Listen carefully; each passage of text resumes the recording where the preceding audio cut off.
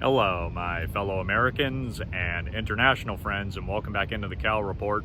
Today is January 5th, 2022. We are coming to you today from the city of Huntington Beach, California, once again.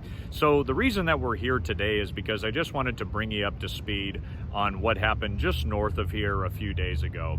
So basically, a 48-inch sewer main line failed, which discharged sewage into the Dominguez Channel. Again, that's a little north of here. That's a flood control waterway that runs more than 15 miles from the city of Hawthorne and discharges into Los Angeles Harbor at the Port of LA. Water eventually makes its way into the Pacific Ocean after that.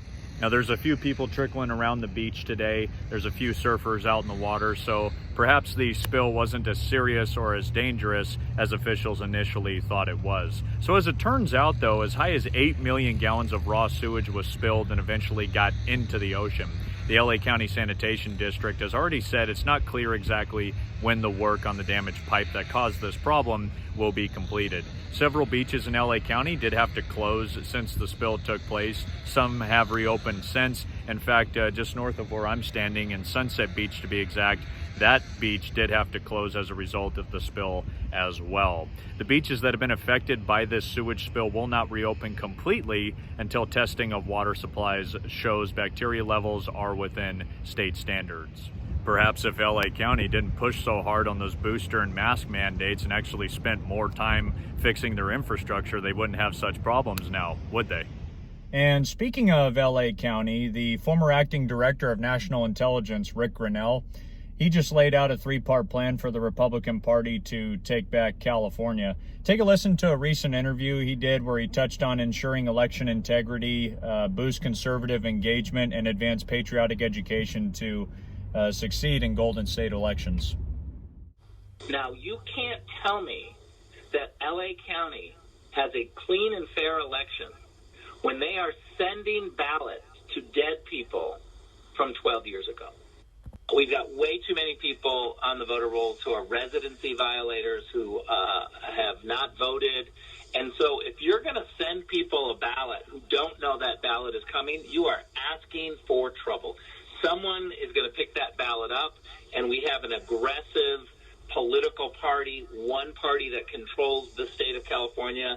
They have learned to manipulate all of these ballots.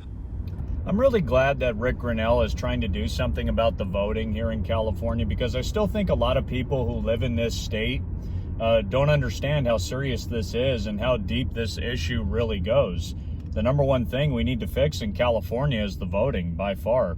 So I agree wholeheartedly with Rick Grenell on this. I appreciate his ongoing effort to fix the voting problems here in the Golden State. And one more thing that I think we should touch on today. You guys have all seen the smash and grab robberies that are going on all over the state, right? So now you've got Democratic Assemblyman Rudy Salas out in the Central Valley. He wants to introduce legislation that would ultimately reverse Prop 47. That's the one where criminals can steal up to $950 and not get anything more than a misdemeanor. So said bill would need to pass the legislature for one, and then receive a majority vote from California voters, of course, on a ballot measure before becoming law. Remember, Newsom supported Prop 47 back when he was lieutenant governor back in 2014. So now his fellow Democrats in the state legislature are feeling the heat from their constituents. So there you go.